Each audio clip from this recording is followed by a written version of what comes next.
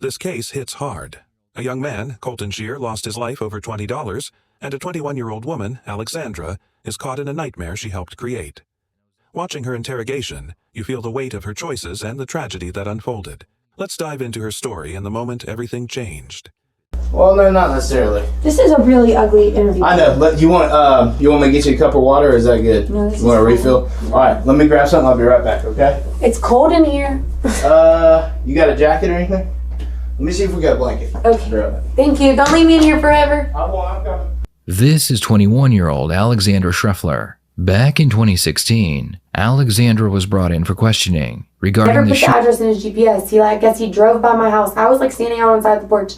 He drove by my house a few times, stopped, backed up, did some weird stuff. I was like, what are you doing? I was like, I'm outside. I waited for 10, 15 minutes and I called him back.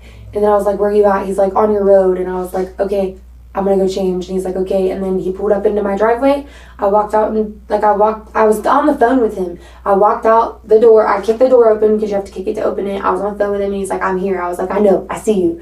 And then he got out of his truck. He walked around the back. He started walking up to the porch. And only one person came from this way. And it looked like they started rumbling and fighting. No guns, no nothing. But I freaked out. I ran inside. I did not shut the door. I told Celeste to go back to the back bedroom. I don't know what the fuck's happening. She started screaming and crying and she was scared because as soon as I said that, boom, a bullet went. And I was like, I dropped to the floor and I slid across and I don't know. Hearing Alexandra describe that night, gunshots, screaming, chaos, it's chilling. You can sense her panic, but also the sinking feeling that she knows more than she's letting on. It's like watching someone wrestle with the truth, knowing a life was lost in her front yard. How does someone end up in this situation? Alexandra starts to let her guilt show. It's cold. I'm gonna go home. Listen to me. I was just talking to one of my supervisors over there trying to get some answers, okay? This is now a homicide investigation. Who's that? I don't know yet. You know, please no, I tell really me. don't. I don't. I really don't. I don't know the name of who's dead yet. But look at me, Alexandra. Look, do you go by Allie? Yes. Allie, I need you to take. You need to take this very seriously. I'm not saying anything, but someone was murdered in your front yard. Don't say that. I just don't want this to come back on me because he's my friend and this is my house. Well, What if y'all don't catch these guys? Then what? Well, I don't even want to think about that. But then what? This falls back on me. He came to my house. What if he's not alive? I mean, it's a very serious situation. You're right. It is your house. This isn't stealing pizzas from a dollar store. This is somebody's life. That's not cool. The detective notices that Alexandra is becoming very nervous as she shows him the messages between her and Colton. When Alexandra breaks down, saying she doesn't want this to come back on her, it's raw. You see her guilt, her fear. But it's also frustrating. She's still holding back. The detective's pushing her to face the reality. Someone died, and she's not just a bystander. It's a gut punch to watch her realize the stakes. Is it true? You could be a witness in this whole thing. I'm not a witness when I invited Colton over. If I never invited Colton over, they would have never done any of that. I mean, there is some truth to that, absolutely. They would have never done any of it. I'm proud of you for acknowledging that. Who told you to invite him there, Allie? Jordan? And he wouldn't leave it alone. Okay. What do you mean he wouldn't leave it alone? He just wouldn't. He just kept on? Yes. When was Jordan over at your house? He lives there. That's He his lives house. there? Okay, Yeah. he lives there. What was Jordan's plan? I don't know. They didn't tell me. I swear to God they didn't. The only thing that they said was to bring them over. And I was like, I am, but I think I'm leaving. And Jordan didn't even ask me. He was like, are you leaving with them? I said, yeah, I think I am. I don't think you should do this. He doesn't deserve it. And then I walked outside on the phone with Colton, and Celeste was getting ready. And they just did it. And I said, no, please stop. And they didn't stop. Allie, what did you see when you walked outside? They just attacked him. Who? I mean, I know Jordan, but who? I mean, who I don't attacked? know. I swear, not only other people. Okay. What did Jordan do when they pulled up? I didn't see him. I didn't see where he came from. I didn't see where any of them came from. They were on the front porch. They didn't even know that Colton went to the gas station. They didn't know nothing. I didn't give Colton the right address on purpose. I gave Colton the wrong address multiple times, and he still kept coming, and they still wouldn't leave it alone. So you gave him the wrong address? Multiple times. Hoping that he wouldn't make it out there because you knew they were going to rob him. And you've got a conscience. They didn't have anything to rob. I didn't think he had anything on him, and that is the truth. I didn't think they had anything on him. Why did they think he did? Because he's a drug dealer? I mean, why? No, Jordan was just... When you're talking them out of it, what are they saying they're going to do? I mean, just rob him at gunpoint, or are they... No, I didn't think they had a gun. Jordan doesn't own a gun. But they never said anything about a gun, never. Okay, but Allie, there's a reason why you were giving him the wrong address and why you're trying to prevent this from happening. What did you think was going to happen? I didn't want them to fail at robbing somebody and then my name look bad. And two, I didn't want them to rob him anyways. But they told you they were going to rob him, right? Now, I guess they weren't very specific. No, they said if he has anything, we're taking it. They didn't say we're going to rob him. That's a robbery. But in a roundabout way, that's a robbery. They told you if he has something, we're going to take it.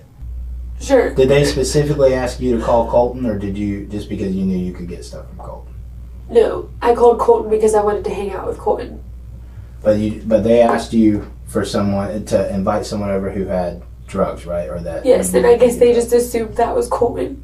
This confession is where it all unravels. Alexandra admits she lured Colton, pressured by her boyfriend Jordan. She tried to stop it, giving wrong addresses, but it wasn't enough. It's heartbreaking to see her caught between loyalty and conscience, knowing her actions led to a murder. How do you live with that guilt? Now, as the detective explains felony murder, you feel Alexandra's world collapsing. She's 21, facing a life-altering charge, begging for this to be a dream. It's a stark reminder, one bad decision can spiral into tragedy. Her fear is palpable, and it forces us to think about accountability and redemption. I don't think so. I just think he does it for fun. What is felony murder? It's basically a murder charge. It says anytime you enter an agreement to commit a felony, which was the robbery, and someone dies as a result, it's felony murder. And when am I supposed to go to jail today? Yeah, they'll go to jail here in a little while once we get the booking sheets done and we get everything written up. You'll go to jail from here. Okay, this jail's scary. Yeah, it's not a great place to be. You don't line up to go there. It's not the best place to be. Why did I tell the truth? When you said anything about murder when I first came in here, they said accessory, and now I'm being charged with full-blown murder. And I didn't kill anybody. You're being charged with felony murder, which means that you entered into a felony and it resulted in somebody's death. So it's not the same as murder, but it is felony murder. It's still a life charge, right? It can be, yes, it can be. How old are you? 21. Okay, you're 21, you've never been arrested, right? You've been cooperating with us, so defense attorney's going to work with you on this, okay? And they'll talk with you about it. I can't go to prison. What's the point of even going to prison? News Jax was in court today to hear a mother speak directly to one of the 4 people going to prison for her son's murder. Alexandra Shrier was sentenced to 15 years in prison for her part in the murder of 18-year-old Colton Shear. Action News Jax Bridget Matter was in the courtroom as Colton's mother gave an emotional statement 3 years after losing her son. Alexandra Shrier, she was facing up to life in prison for her part in Colton Shear's death. Today, a judge sentenced her to 15 years in prison. July of 2016, 18-year-old Colton Shear was lured to a home before being attacked and killed. Investigators say Jordan Coleman told Alexandra Shrier to find someone to rob. Shrier suggested Colton Shear was an easy target. When Shear arrived, he was attacked by 3 men. Deputies later arrested Coleman and Shrier along with Taureen Johnson and Oziel McNabb Jr. I hold you the most responsible for Coleman's death. Had it not not been for your senseless actions of luring him there that night, there's no doubt in my mind that he would still be here with us today. While an arrest warrant says Shrier never got out of the home during the attack, in today's hearing, Shearer's mother says her son trusted Shrier would never put him in danger. You knew when you sent him that message that you would be putting him in a terrible situation. He trusted you. Shrier pleaded guilty to a lesser charge of armed robbery in exchange for cooperation in the cases against her 3 co-defendants. Shrier was sentenced to 15 years in prison, and Shearer's mother says she faces a lifetime of grief. I'm forever broken.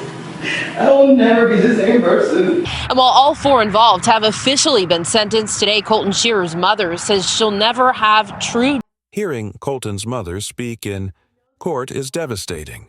Her pain, her anger at Alexandra for betraying her son's trust, it cuts deep. 15 years for Alexandra feels heavy, but is it enough? Colton's gone forever, and his family's left with grief. This case shows how one moment can destroy so many lives. What do you think? Did justice prevail here? Prison. Why can't you just kill? Why can't I just be? It's literally about to ruin my life. You made some poor choices for sure. You made some poor choices, but now you got to see what you're going to do with it now. You make some good choices now. Figure out. I have nobody to help me fix this. No, it's on you. You're 21. You're an adult now. You've been an adult for a while. You made your own choices, and now you got to work through it. There's plenty of people who go to prison and get out and do good things while they're in prison even, and that's what choices you have to make now. Make good choices from here on out. Talk with your defense attorney, see what they can work with you on. I don't have a defense attorney. You will in the morning, first thing in the morning. You'll be issued a public defender first thing in the morning, and you'll have one. I just want to go to jail right now. I don't want to sit in here. Well, we're working on that. Unfortunately, we've got a lot of patrol units tied up right now chasing hoes out, so as soon as we can catch in or get some people freed up, we'll be getting you out of here, okay? Good luck catching him. I think we'll get him.